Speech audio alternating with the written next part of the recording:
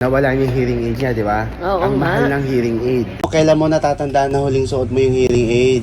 Kanina umaga sinunod ko pa nga. Mga nasa magkano po yung ganyan? 250,000 lang isa. Pang milyonaryo.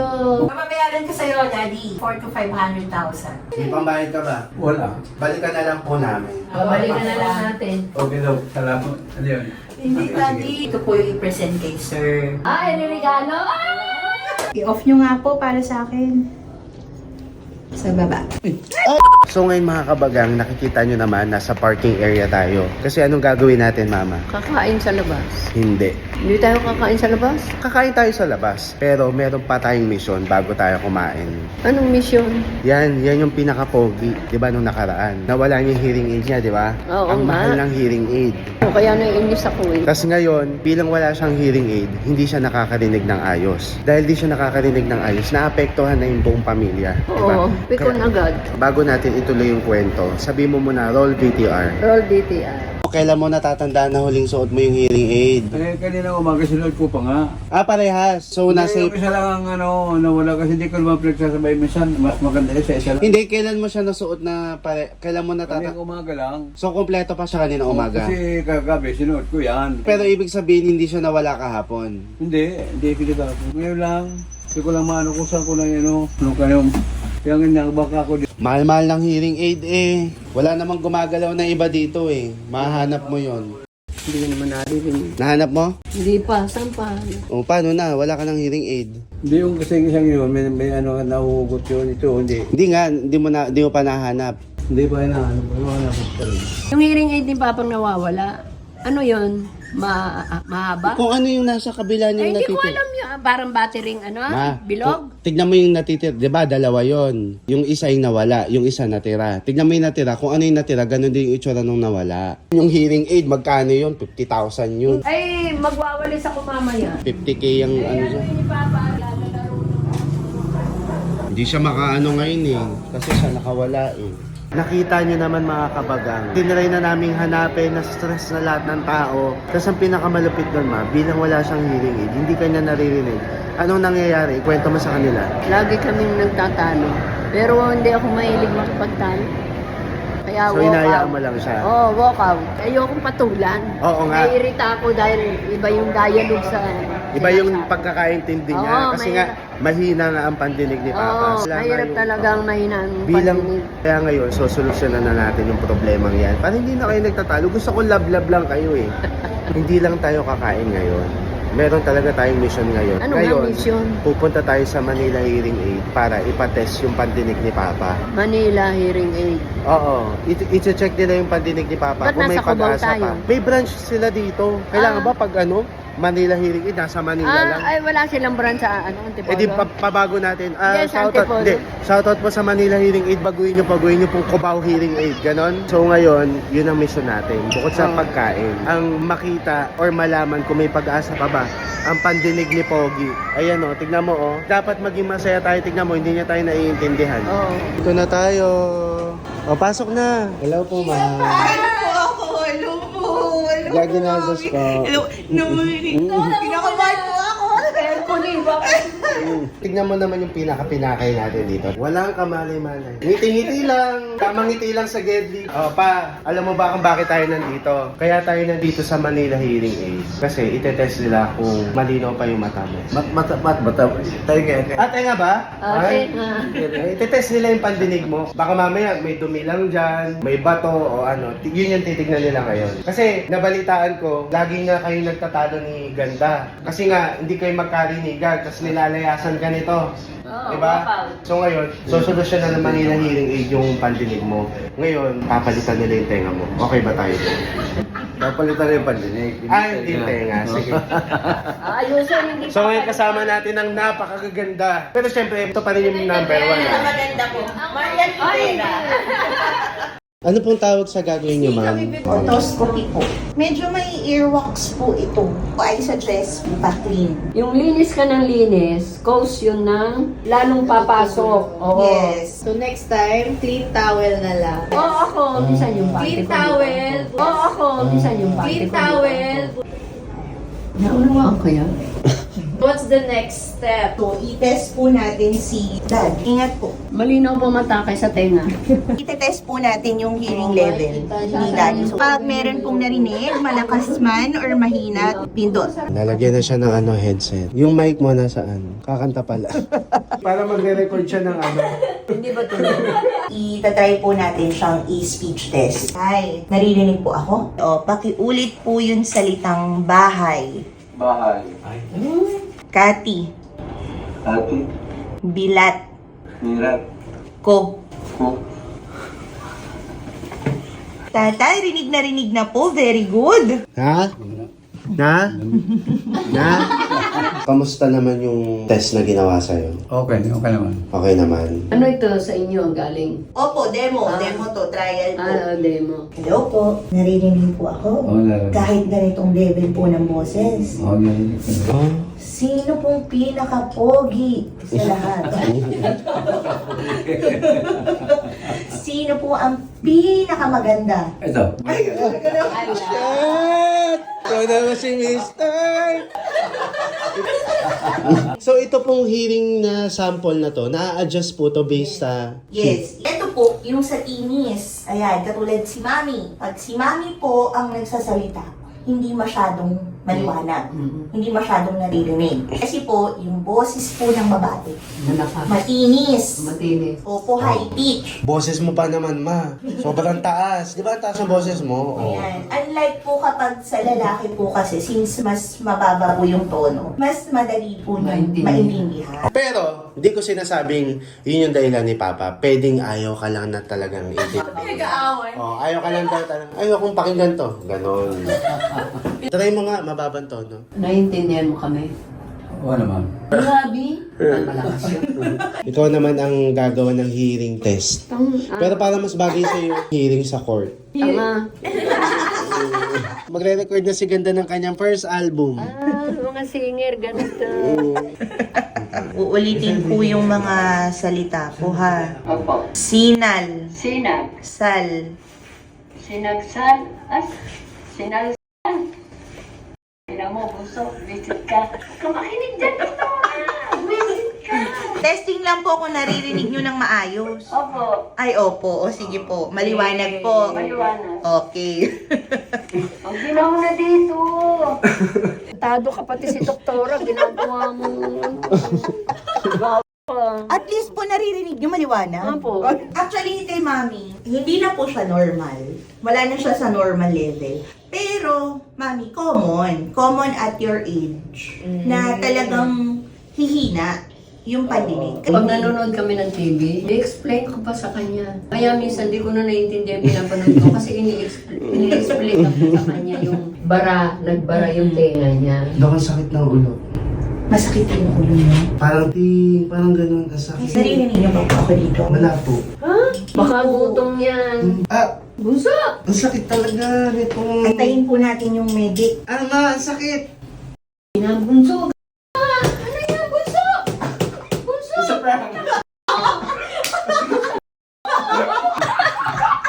Ngayon ang gagawin na lang is magpapalinis ka muna ng tenga. Bago susukatan. Oo, kasi baka ang nangyari, pag sinukatan ka ng mold, pati yung korte ng luga mo makuha. Babalik na lang po kami, Dok, kapag nalinis na yung tenga. Higupin ko na nga. Si Mami po Anita, tapos si Daddy po Danilo. Akala ko Anito. Saka Hi, Mami Anita and Daddy Danilo. Kasama namin ang anak nyo. Hello po. Hello po. Thank you. Hello. Ayaw cute! Ito na yung araw na itinakda. Para Para kay Papa. Di ba nakaraan galing na tayong Manila Hearing Aid? Oo. Ngayon, babalik tayo doon kasi nalinis na yung tenga niya. Meron kasing inhandang sorpresa sa kanya ang Manila Hearing Aid. Uy! Oo nga. Samahan nyo kami para sorpresahin ang Aming padre pinakapoging, di pamilya. ang pinakapoging asawa ng pinakamagandang dilag. Diyos ko, nasunog. Mag-aalmusal kami, nasunog yung pandesal, sumobra. Sabi ko, tate, may itim pa sa asawa ko.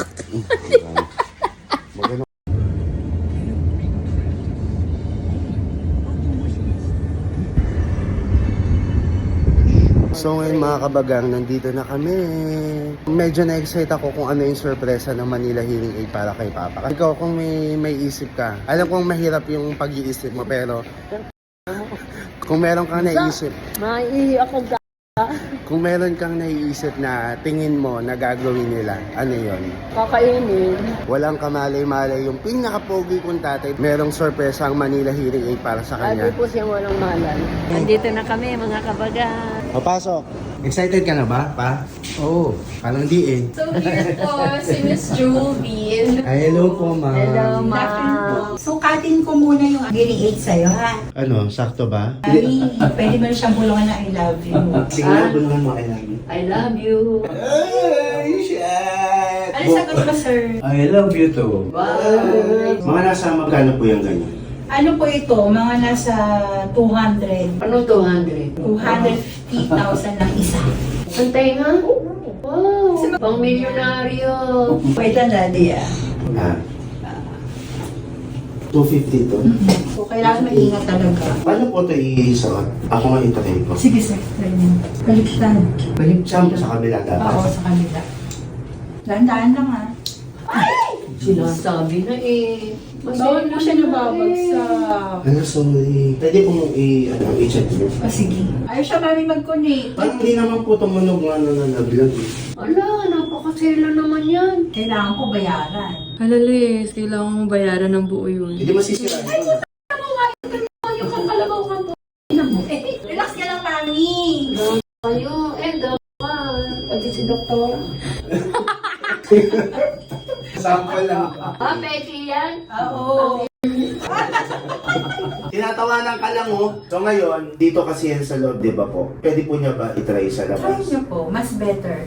Try natin. Ikot lang tayo. Medyo maingay dito kung marinig niyo. Para matest mo din. Hello po. Iingayan ka ba?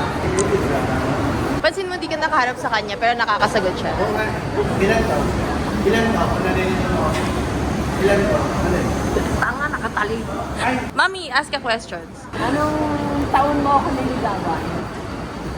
Pinalala pa. Yun lang. Nakakarinig pero hindi nakakaalala.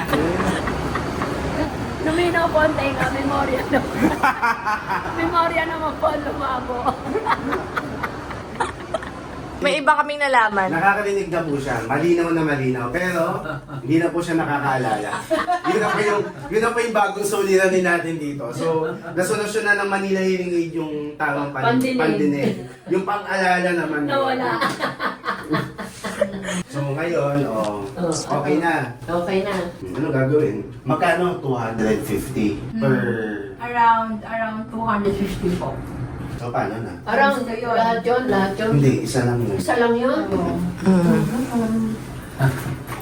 Ganun kasi yung... Ako rin po, parang makawala ala-ala kasi. So, paano? Paano na? Paano na? Parang makawala na ala-ala ko. So, parang all in all, nasa 400, 500. Wow! May pambayad ka ba? Pang mayaman yun, May sis. pambayad ka ba? Wala. Wala na. Papabayaran ko sa'yo, daddy.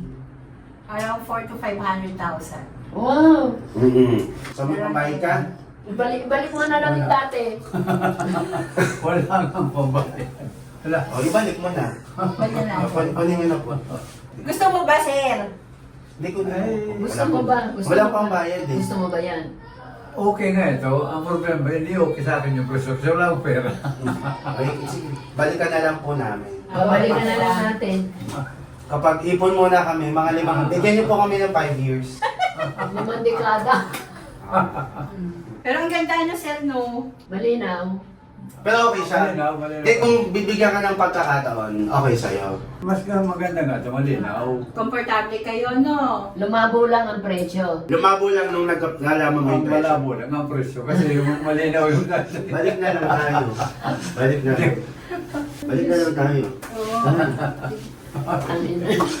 Hindi, okay daw. Salamat. Ano yun? Hindi, daddy. Opo, opo. Ganun po kayo.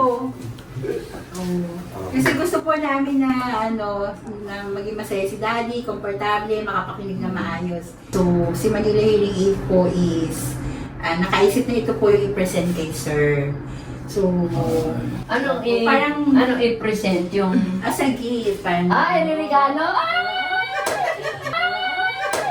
Iririgalo sa'yo yan, Suot ko muna sa'yo, sir. Hello! Pili-pili ko.